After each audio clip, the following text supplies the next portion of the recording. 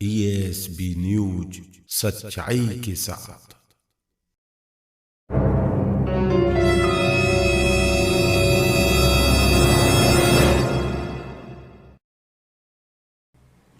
हरियाणा से चलकर आए हमारे बीच एक नई शख्सियत महाराज कुमारानंद जी। हमारे कार्यक्रम सच्चाई में आपका स्वागत है। नमस्कार महाराज जी। नमस्कार। और एएसपी के सभी दर्शकों को मेरा नमस्कार, आशीर्वाद। महाराज जी, मैं सबसे पहले कहना चाहूंगा कि हमारे दर्शकों का आपका परिचय हो जाए। देखिए भास्कर जी, मेरा परिचय तो मैं बचपन से ही अपने गुरु श्री महंत स्वामी योगेशानंद श्री महाराज जी के साथ में रहा हूँ जी। और मैंने भ्रमण किया, शिक्षा दीक्षा मैंने उन्हीं के सानिध्य में प्राप्त की। उसके बाद वो कैसे मिले मुझे, ये बड़ी रहस्यमय घटना है। मेरी उनकी मुलाकात एक तीर्थ स्थान में हुई थी, पुरी में। उनके एक शिष्य थे, तो मैं बहुत छोटा था उस समय। उन्होंने मेरी मुलाकात करवाई और मुझे ऐसा लगा कि दिव्य पुरुष के सानिध्य का मुझे आभास हुआ और मैं भाग्यशाली रहा कि मुझे मेरे गुरु जैसा महापुरुष मिला और उन्होंने मेरी शिक्षा दीक्षा करवाई। उसके बाद मैं आगरा में आया। आगरा से यहाँ बेवर में 2002 में जो कुछ कैजुअलिटी हुई, यहाँ साधु संतों की हत्याएं हुई, उसके बाद मैं यहाँ आना शुरू हुआ और 2010 से निरंतर श्री विदुर आश्रम की सेवा में मैं हूँ। माँ ज्वाला देवी सिद्ध शक्ति पीठ की सेवा में मैं हूँ यहाँ। बहुत अच्छा। बेवर विदुर नगरी में आप जब आए जी, तो ऐसा क्या हुआ जो आप पुरी से चल के आपने सेवा भाव जागे और आपने यहाँ पे सेवा का चालू कर दिया? तो विदुर नगरी में ऐसा क्या हुआ? देखिए, पहले तो मैं अध्यात्म में जानना चाहता था कि अध्यात्म क्या है, मैं ये जानना चाहता था समाधि क्या है। तो मुझे बहुत तीव्र वैराग्य हुआ और मैं यहाँ से अपने गुरु का सानिध्य छोड़कर मैं हिमालय चला गया। मैंने वहाँ पैदल यात्राएं की, कई बार आत्महत्याओं के अटेम्प्ट किए, लेकिन मैं बच गया। करीब 7 बार ऐसा हुआ मेरे साथ। उसके बाद उत्तर काशी में मैंने साधना की, वहाँ भी मैं बच गया। 2013 में जो बाढ़ आई थी, आप सबको मालूम होगा कि प्रलयकारी बाढ़ थी और मेरी जो कुटिया थी साधना स्थली, वो बिल्कुल गंगा जी के किनारे पर थी। वो बह गई और मैं बच गया। तो मुझे ये एहसास हुआ कि शायद प्रकृति कुछ काम लेना चाहती है, अब मैं सेवा का कार्य करूँगा। यही सोच करके मैं यहाँ जब बेवर आया तो बेवर में भी उस समय हमारे महाराज जी अस्वस्थ हो गए थे। तो मेरे एक मित्र हैं, तो उन्होंने एक कमरा मुझे उस समय 2013 में मुंबई में लेकर के दिया था, तो मैं वहाँ रहने लगा। उसके बाद जब मेरे गुरुजी पूर्ण रूप से अस्वस्थ हो गए, फिर मैं उनकी सेवा में यहाँ चला आया बेवर में। और इस मामले में मैं दुर्भाग्यशाली रहा कि सन 2016 में हमारे गुरुजी हमें छोड़कर चले गए। तब से मैं यहीं सेवा में हूँ। अच्छी बात है कि गुरु की सेवा में आप कार्य करने लगे। यहाँ के लोगों से आप कैसे प्रभावित हुए, या ये लोग आपसे प्रभावित हैं या नहीं है जहाँ पर आप निवास कर रहे हैं?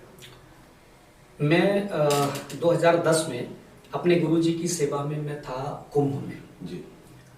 तो उस समय निरंतर जो भी भक्त आते थे मैं उनका ध्यान रखता था और गुरुजी का भी ध्यान रखता था। वो सुबह 4 बजे तैयार हो जाते थे अपनी पूजा के लिए, तो मैं 3 बजे उठता था। उनके लिए कड़ाके की सर्दी में गर्म पानी करके देना, उनको नहलाना, उनकी पूजा की सामग्री एकत्रित करना, फूल वगैरह लाना, उनको 5 बजे तक ये सारी चीज़ें मैं उपलब्ध करवा देता था। फिर वो अपनी साधना में बैठ जाते थे। करीब 2-2.5 घंटे तक वो साधना में रहते थे। फिर मैं उन्हें जलपान करवाता था इसी निरंतर 3-4 महीने की सेवा से कुछ लोग बेवर के भी आए, तो उन्होंने आग्रह किया था गुरुजी से कि यहाँ प्रतिवर्ष यज्ञ होता है, इस बार की सेवा तो मुझे लोग ब्रह्मचारी जी के नाम से जानते हैं कि ब्रह्मचारी जी को दी जाए। तो विशेष आग्रह पर भक्तों के मैं 2010 के यज्ञ के कार्यक्रम में, जो श्री विदुर आश्रम रसूलाबाद में प्रतिवर्ष होता है, उसमें मैंने सेवा दी। और मैंने गुरुजी से कहा कि देखिए मेहनत का काम मुझसे नहीं होगा, बाकी लिखने पढ़ने का काम आप मुझे जो भी दे सकते हैं। तो मैनेजमेंट का काम और लेन देन का जो भी हिसाब किताब रखने वाला काम मुझे दिया गया, और मैंने उसको अपनी पूरी कोशिश भक्ति और ईमानदारी के साथ निभाया। शायद यही कारण रहा कि यहाँ के लोग प्रभावित हुए। अच्छा, गुरु जी के बीच आप रहे, आपने सेवा भी की, हालांकि जैसे आपने बताया कि 4 बजे उठकर उनका गर्म पानी करना, मुझे लगता है कि आज की संस्कृति जो है वो इस तरीके से माता पिता की सेवा नहीं कर पा रही हो, अपने पथ से भटक रही है। ऐसे नौजवानों के लिए आप क्या कहोगे? मैं नौजवानों से यही कहना चाहता हूं कि माता पिता भी प्रथम गुरु हैं। उन्हें अगर कुछ नहीं कर सकते तो कम से कम प्रणाम जरूर करें, उनका आशीर्वाद लें, क्योंकि हमारे यहाँ प्रणाम करने से 4 चीजें अपने आप बढ़ जाती हैं। मनु महाराज कहते हैं कि विद्या, यश, बल, कीर्ति केवल बड़ों को प्रणाम करने से ही बढ़ती हैं। तो इसमें कुछ नहीं जाता है। नौजवान लोग अपनों से बड़ों को प्रणाम करें, अपने पूर्वजों को याद रखें, हमारी संस्कृति को कभी ना भूलें, भले वो पूरी दुनिया में चाहे जहां भी रहें। मैं यही संदेश देना चाहता हूं। बहुत अच्छा है। विदुर आश्रम है, वहां पर जो शक्तियां हैं, कुछ अलौकिक शक्तियां हैं, क्या आपको कैसे एहसास हुआ? क्या हमारे दर्शकों को बताना चाहेंगे उनकी शक्तियों के बारे में? विदुर आश्रम की शक्तियों के बारे में तो हमारे गुरुजी हमेशा अक्सर बताया करते थे, और मेरे जीवन में भी कई घटनाएं ऐसी घटी जिनकी वजह से मुझे वहाँ एहसास हुआ कि वहाँ पर साक्षात शक्तियाँ हैं। आज भी मैं अगर किसी को ज्वाला देवी के नाम से उनकी कोई मनोकामना पूर्ण करने के लिए कोई नारियल या कुछ भी उनके नाम से दे देता हूँ, आज भी भक्तों की मनोकामनाएं पूर्ण होती हैं। और मेरे जीवन में भी कई बार ऐसा हुआ यहाँ कि मुझे जो भी अभाव हुए या मेरे कोई कार्य नहीं हो रहे थे, मैं ज्वाला जी के मंदिर में जाता हूँ, हनुमान जी के मंदिर में जाता हूँ, एक फूल चढ़ाकर कहता हूँ कि मेरा ये कार्य जो है नहीं हो रहा है, आप इसे पूर्ण करें। तो आज भी वो शक्तियाँ मेरे साथ होती हैं। इसीलिए मैंने सबसे पहले जब मेरे हाथ में यहाँ की सेवा का चार्ज आया, तो मैंने जो देवी स्थान है उनके लिए सुरक्षित करने की कोशिश की, उनमें ग्रिल लगाने की कोशिश की जिससे कुत्ता या बिल्ली न जा पावे, और मैं आज भी उसी कोशिश में लगा हुआ हूँ। तो मैं चाहता हूँ कि सभी भक्त भी इन दिव्य अलौकिक शक्तियों का लाभ लें। आज भी वहाँ पर शक्तियाँ विद्यमान हैं। सच्चे मन से आप जो भी मनोकामना आप मांगेंगे वो पूर्ण होगी। वहाँ पर शक्तियाँ हैं। इस वक्त जो है आपकी सरकार के लिए क्या मंशा है? सरकार किस तरीके से आपकी सेवा कर रही है? सरकार इस समय योगी जी के सानिध्य में बहुत अच्छे प्रकार से अपनी सरकार चला रहे हैं। और मेरे दर्शकों में आपको एक बात और कहना चाहूँगा कि ये जो ASP चैनल है इसका भी बहुत सहयोग रहा। हमारा एक हाईवे बन रहा है, उस की पुलिया के लिए पूरे गांव वालों ने, हम सब ने मिलकर कोशिश की, और हमारे जो भास्कर जी हैं इन्होंने अपने अथक प्रयासों से हम लोगों का मार्गदर्शन किया। इस चैनल के माध्यम से आज वो पुलिया हमें मिली हुई है।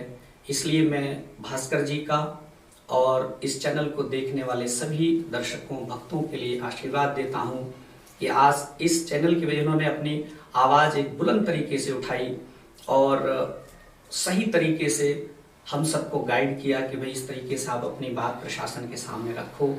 और प्रशासन का भी हम धन्यवाद देते हैं कि उन्होंने हमारी मांगों को स्वीकार किया और हमारी जो आगे होने वाली हत्याओं को उन्होंने बचाया। नहीं तो बहुत कैजुअल्टियाँ हो सकती थी भविष्य में, और ये मंदिर बड़ा संवेदनशील रहा है पहले से भी। तो इसलिए प्रशासन योगी जी के उस सानिध्य में बहुत अच्छे से चल रहा है। और हमारे मंत्री जी जो हैं, मैं अभी बीच में उनके पास मिलने के लिए गया, मैं उनका भी बहुत बहुत आभारी हूँ।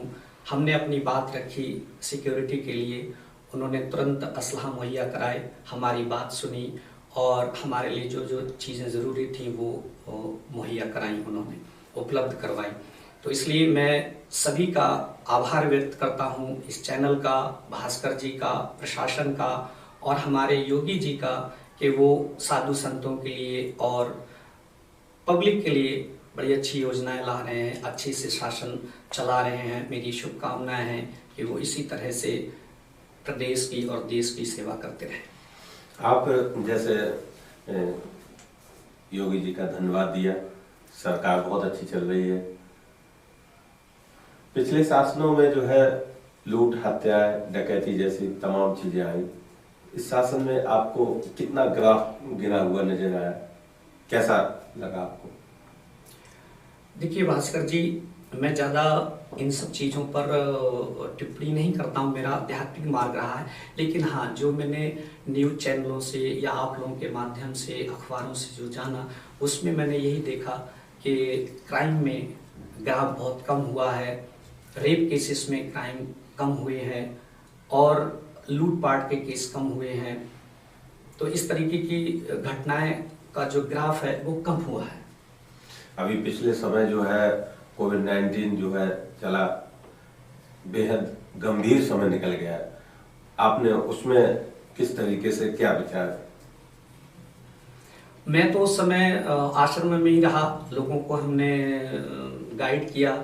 समय समय पर मेरे पास फ़ोन आते रहे डीएम साहब के यहाँ से और एसपी साहब के यहाँ से, तो मैं वो मीटिंग में जाता रहा। जैसा दिशा निर्देश हमें प्रशासन की तरफ से मिलता रहा, वैसा हमने लोगों को भी बताया और खुद भी अमल किया, व्यवहार किया और आश्रम को सुचारू रूप से उसी तरह से चलाया।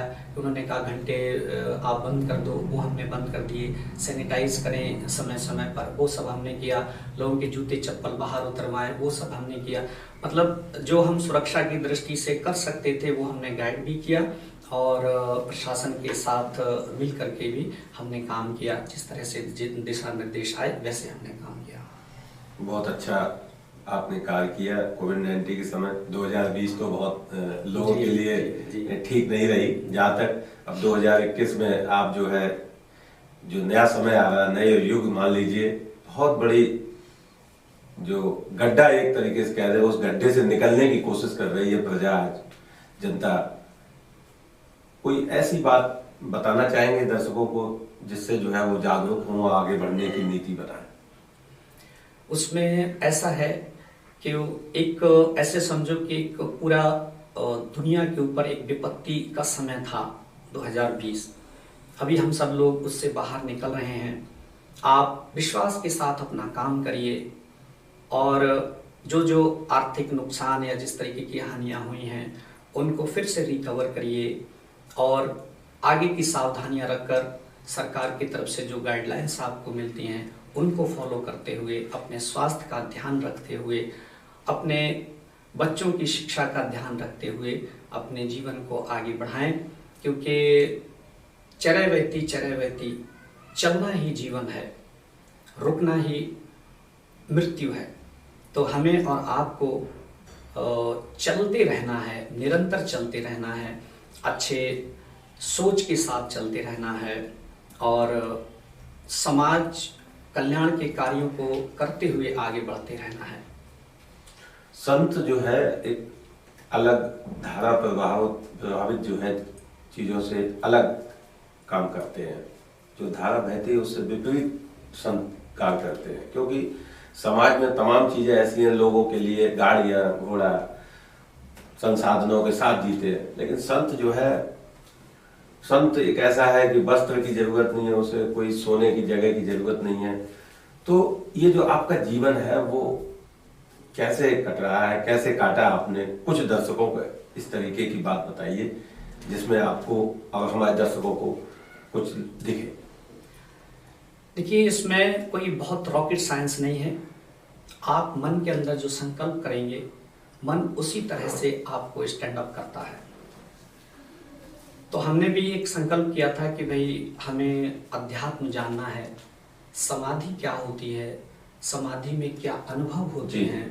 बस मैं इसी जिज्ञासा के साथ जब इस पथ पर आगे बढ़ा तो मुझे जो है कुछ अनुभव हुए, दृढ़ निश्चय मैंने जब किया तो मैं उसी दृढ़ता के साथ इसमें आगे बढ़ता रहा कि भाई सुबह 2 बजे रात को मुझे उठना है तो उठना है, चाहे जो हो जाए, और चाहे मौसम जो भी हो उस समय मुझे नहाना है, नहाने के बाद मुझे ध्यान में बैठना है, या मैं गायत्री का साधक हूँ तो इतनी मालाएं जपनी ही हैं, उसके बाद ही मुझे पानी पीना है। तो इस तरीके के हमने कुछ कठोर अपने लिए नियम बनाए कि किसी से भिक्षा नहीं मांगनी है तो क्या करना है, तो भाई पत्ते खाएंगे तो मैंने कुछ नोट किया कि बंदर कौन से पत्ते खाते हैं, तो वो पत्ते हमने नोट किए कि वो पत्ते हम खाएंगे लेकिन हम अपने साधना काल में मांगेंगे नहीं। तो इसी तरह से धीरे धीरे अभ्यास होता गया, क्योंकि किसी भी चीज़ को जब आप करते रहेंगे तो कुछ समय के बाद आपको अभ्यास हो जाता है। हमारे कवियों ने भी लिखा कि करत करत अभ्यास के जड़ मत होत सुजान, रसरी आवत जाते सिल पर पड़त निशान। इंग्लिश में इसी बात को कहा, practice makes a man perfect. जी। अभ्यास वैराग्याभ्याम तद निरोधा, योग दर्शन कहता है। तो इसी तरह से आप किसी काम को दृढ़ता से करते रहेंगे, धीरे धीरे वो आपकी आदत बन जाएगी, फिर आपको कोई भी कठिनता उसमें नहीं लगेगी। अच्छा, एक सवाल महाराज जी हमारे हृदय में उत्पन्न हुआ कि अक्सर जो संत हैं वो 50 की बाद ही संत बनते हैं, और कुछ संत ऐसे भी हैं जो बालपन से ही संत हो जाते हैं। तो क्या संत जो है बालपन के ठीक है, या फिर वो 50 की अवस्था के बाद जो ग्रस्त जीवन के बाद संत हुए हैं वो? इसमें सबके अपने अपने अलग प्रारब्ध हैं।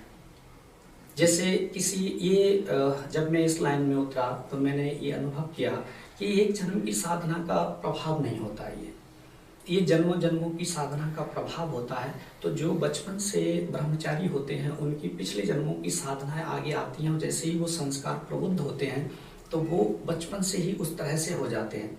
और दूसरे प्रकार के जो लोग होते हैं वो गृहस्थ के बाद उनके संस्कार प्रबुद्ध होते हैं, तो वो उस तरह से संत बनते हैं। कुछ लोग ऐसे होते हैं इसी जन्म में उनके संस्कार प्रबुद्ध होते हैं, तो वो आगे के लिए भूमि तैयार करते हैं।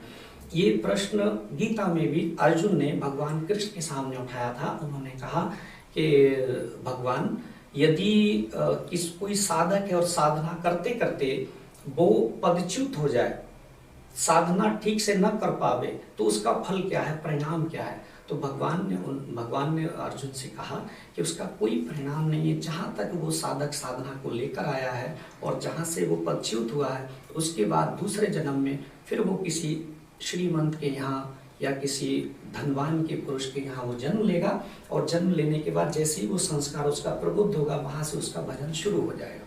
तो इसलिए ये कैटेगरियाँ अपनी होती हैं अध्यात्म में। तो ये कहना बड़ा मुश्किल है कि देखिए, महात्मा बुद्ध एक राजा थे और उनके पास सब कुछ होते हुए भी उन्होंने 6 साल की कठिन तपस्या के बाद अपने को बुद्धत्व प्राप्त कर लिया। किसी ने बहुत कम उम्र में, शंकराचार्य भगवान ने बहुत कम उम्र में बुद्धत्व प्राप्त कर लिया था। ध्रुव ने 6 साल की उम्र में बुद्धत्व प्राप्त कर लिया। प्रभुपाद जी महाराज ने 71 साल में बुद्धत्व को प्राप्त किया। तो ऐसे अपनी अपनी सबके संस्कार हैं, जब उनके प्रबुद्ध हो जाए उसी समय से वो बीज अंकुरित होकर के पल्लवित होता है। कुछ संत इस तरीके के भी हैं कि अपने यथास्थान से महिलाओं को इस तरीके से संदेश देते हैं कि आप ये करिएगा, इस तरीके से आपकी गोद हरी भरी हो जाएगी, आप ये करिएगा, आपका पति आपके पास आ जाएगा। संतों का क्या, संतों के पास कोई ऐसी अद्भुत शक्ति है या कोई चमत्कार है या अलौकिक शक्ति है कि इस तरीके से समाज को उस रास्ते से हटा के इस रास्ते पर कर दे, ऐसा कुछ है? देखिए, जो शक्तियां हैं कुछ उन्हें करने की जरूरत नहीं है, वो केवल आंख बंद करके अगर किसी के बारे में कुछ कह देंगे तो ही हो जाएगा। महर्षि स्वामी रमण कभी अपने मुंह से कुछ नहीं बोलते थे, उनके दर्शन मात्र से लोगों के कल्याण हो जाते थे। और ये जो कुछ उपाय हैं, मुझे पता नहीं कितना उनका असर होता होगा, लेकिन ज़्यादातर जो है फ्रॉड लोग करते हैं। कुछ अच्छी चीज़ें हैं, अध्यात्म में हवन पूजा है, उससे लोगों के कार्य बनते हैं, ये अलग बात है। लेकिन ज़्यादातर समाज में भास्कर जी इस तरह से लोग बेवकूफ़ ज़्यादा बनाते हैं। कुछ इस तरीके के इनमें कोई सच्चाई नहीं होती। तो ऐसे भी संत हैं जैसे भिक्षा मांगने आते हैं। समाज की भी ऐसी मनसा बन गई है, कुछ संतों की वजह से सारे संत प्रणाली को गलत मानते हैं। समाज की भी ऐसी मनसा बन गई है कि कोई भिक्षा मांगने आया, हालांकि वो ठीक है, हो सकता है वो भूखा हो, लेकिन समाज का ये कहता है देखो हट्टे कट्टे संत घूम रहे हैं, इनको काम करने से 500 रुपए डेली मिल जाए, वो नहीं कर रहे। तो ये संत की जो संत क्या किस तरीके से समाज उन संतों को जाने जो संत वाकई में आपके पास आए हैं और वो पात्र हैं, उनको भिक्षा मिले, या कैसे जाना जाए ये असली संत है या ये नकली संत, ये कैसे जाना है? देखिए, जब हम लोगों को दीक्षा दी जाती है जी, तो केवल दीक्षा भी कई प्रकार की है, जिसमें एक व्रत दीक्षा है, उसमें आपको 5 घर मांगने का अधिकार है, केवल 5 घर। उसमें खड़ी भिक्षा जिसको बोलते हैं, आप रोटी ले लेंगे, 1 रोटी मांगेंगे, 1 रोटी से ज़्यादा नहीं लेंगे। दूसरी जगह दूसरे घर से 1 रोटी लेंगे, किसी घर से सब्जी ले लेंगे, मतलब 5 रोटी 6 रोटी जिस 5 घर में मिल जाए, बस उसके बाद आपको वापस आ जाना है। ये हम लोग को दीक्षा में बताया जाता है। अगर जो लोग पूरे दिन मांगने का कार्य कर रहे हैं तो वो व्यवसाय कर रहे हैं। और यदि जो वास्तव में मेरे जीवन की अपनी घटनाएं मैं आपको बताता हूँ, मैंने कभी रोटी नहीं मांगी, मैं केवल भजन करता था, रोटी लोग अपने आप दे जाते थे। तो ऐसा होना चाहिए कि अगर किसी के यहाँ कोई चला गया तो वो रोटी अगर मांग रहा है या 2 रोटी का आटा मांग रहा है तो ठीक है। अगर वो सारे दिन यही मांगने का काम कर रहा है, एक बार मैंने इसी बात को अपने गुरुजी के सामने रखा। मैंने गुरुजी, जब आप मुझे दीक्षा देकर ये बता रहे हैं कि 5 घर मांगना है, अगर मैंने कहा 5 घरों में अगर भिक्षा नहीं मिली भोजन की तब, तो बोले उस दिन भिक्षा नहीं मांगना है, मतलब 6वें घर मांगना नहीं है। लगातार आपको 5 घर भिक्षा नहीं मिली तो 6वें घर भिक्षा नहीं मांगे। मैंने कहा दूसरे दिन, बोले दूसरे दिन मांगे। फिर दूसरे दिन नहीं मिली तो बोले अगर लगातार 9 दिन ऐसा हो जाए तो आप समझ लेना कि आपका इस पृथ्वी पर कोई अंश बाकी नहीं है, आप आत्महत्या कर लेना, उस दिन से मांगने ही मत जाना। ये हमें सिखाया गया। अब आप लोग समझ जाइए खुद ही कि अगर इसके उलट कोई आदमी पूरा दिन भिक्षा मांग रहा है तो वो क्या है। अच्छे संतों की बदनामी, जैसे कहते लोग कि तालाब में मछली गंदी आ जाए तो तालाब गंदा बता देते। आज आप जैसे महान संत भी इस धरती पे है, और सही बात तो ये है कि पुण्य प्रताप आज भी इस धरती पे है, इसलिए ये सदी हुई है, ये ऐसा लोग मानते हैं। आपने बहुत अच्छी बात कही है। अब उनको क्या कैसे सुधारा जाए, उन संतों को जो दिन भर अपनी झोली को लिए घूम रहे हैं, छोटे छोटे बच्चों का प्रयोग कर रहे हैं, महिलाओं का प्रयोग कर रहे हैं, कि इनको देख के भावुकता में जो है कोई, अभी 1-2 दिन पहले की घटना है कि मेरे सामने संत आया। मेरा क्या है कि कोई भी आए उसको दे ही देते हैं, कुछ ना कुछ, खाली नहीं उठाते, बच्चों को बता रखा है। ऐसा हुआ कि वो आए और जब मैंने भेजा तो बोले मैं खाना नहीं लूंगा, जबकि उन्होंने खाना ही मांगा था। फिर हमने कि देख लो क्या मांगते, पैसे दे दो। बोले पैसे नहीं, आप कपड़े दे दो मुझे। अब कपड़े दिए जाके तो बोले ये कपड़े तो पुराने हैं आपके, तो ये नहीं लेंगे, हम नहीं लेंगे। फिर मैंने सोचा कि ये शायद संत नहीं है। आपने सही सोचा संतों के बारे में। देखिए, हमें जागरूक होने की आवश्यकता है, और आप जैसे लोग जो मीडिया से जुड़े हैं, सोशल मीडिया से जुड़े हैं, समाज को एक आईना दिखाने का काम कर रहे हैं, अच्छा कार्य कर रहे हैं, आपको भी आगे बढ़ना पड़ेगा इस तरह के कुछ चीज़ें लोगों को जागरूक करने के लिए। कि भाई देखिए, मुझे अगर भजन करना है, कोई साधु बना, वो भजन करना है उसे, तो उसे क्या चाहिए, 2 रोटी चाहिए और तन ढकने के लिए कपड़ा चाहिए। और कुछ हमारे संप्रदाय ऐसे हैं कि जिन्होंने कपड़े भी छोड़ दिए, जैसे जैनियों में दिगंबर संप्रदाय है, और हमारे यहाँ सनातनियों में नागा संप्रदाय है, जिन्होंने कपड़े भी छोड़ दिए हैं, इतना त्याग किया है। तो दिन भर भीख मांगना या भिक्षा मांगना ये औचित्य वाली बात नहीं है। और यदि वो लोग दिन भर भिक्षा ही मांगते तो इससे अच्छा हो कि वो कहीं नौकरी कर लें, कहीं किसी मंदिर में या कहीं पर भी भगवान का कुछ कार्य करें तो उससे उनको आय भी होगी और उनका पेट भी भर जाएगा और भगवान की भी सेवा हो जाएगी। तो मैं तो यही कहूँगा, भजन करने के लिए दिन भर भिक्षा मांगने की आवश्यकता नहीं है। उससे अच्छा हो कि हम समाज का कल्याण करें, समाज का कोई काम करें, समाज की भलाई के लिए हमारा जीवन होना चाहिए। मेरी तो यही सोच है। जी महाराज जी, मैं ये जानना चाहूँगा कि जिस जगह आप सेवा कर रहे हैं तो उस जगह अब किस तरीके से विकास का कार्य कर रहे हैं, क्या सोच है आपकी, आगे क्या उद्देश्य है, क्या भक्तों के लिए करना चाहते हैं? आपने बहुत अच्छा प्रश्न किया है भास्कर जी, और हमें उसमें आपकी भी गाइडलाइंस की आवश्यकता पड़ेगी हमारे विकास के कार्यों में, क्योंकि हमने वहाँ कुछ चीज़ें ऐसी सोच रहे हैं, योजनाएं, जैसे एक गुरुकुल खोलने की हम योजना सोच रहे हैं कि बच्चों को संस्कृत पढ़ाया जाए। और जो वहाँ की दिव्य, जैसे अभी आपने थोड़ी देर पहले प्रश्न किया था कि वहाँ दिव्य अलौकिक शक्तियाँ हैं, उनको जागरूक करने के लिए, उनको जागृत करने के लिए, लोगों को जागरूक करने के लिए हम वहाँ पर एक तीर्थ स्थान के रूप में उस स्थान को डेवलप करना चाह रहे हैं। बहुत अच्छा। वहाँ मतलब बढ़िया से बच्चों को खेलने के लिए पार्क बनावें, बढ़िया गौशाला हो और उसकी बाउंड्री वॉल करें, गुरु जी की समाधि हम भव्य बनावें, वहाँ नक्षत्र वाटिका हो, वहाँ नवग्रह वाटिका हो, अलौकिक प्रजाति के वहाँ औषधीय वृक्ष हों, वहाँ जो एक सरकारी तालाब है जिसे हम देवतरा कहते हैं उसका विकास हो, वहीं भक्तों ने हमें दान में दिया हुआ एक खेत है, वहाँ हम गुरुकुल बनाएंगे। इस तरह से मैं पूरे उस आश्रम को एक तीर्थ परिसर में बदलने की योजना बना रहा हूँ। तो मुझे आप जैसे महान भावों का और हमारे जो प्रिय दर्शक देख रहे हैं इस कार्यक्रम को, उनसे मेरा यही निवेदन है कि वो तन से, मन से, धन से इस आश्रम से जुड़ें, जिससे हमारी भावी योजनाएं कारगर हों, बढ़िया समाधि बने, बढ़िया वहाँ गुरुकुल बने, तालाब का विकास हो, आश्रम का विकास हो, बच्चों के लिए खेलने के लिए हो, बड़ों के लिए टहलने के लिए, नौजवानों को एक्सरसाइज करने के इंस्ट्रूमेंट लगे हों, ऐसी मेरी योजना है। बहुत अच्छा, आपने जो विकास के लिए सोचा, ये गुरुकुल पद्धति जो है हमारे मैनपुरी में कहीं है नहीं। अगर आपने बच्चों के लिए इस तरीके के विकास कार्य को सोचा, बहुत अच्छा।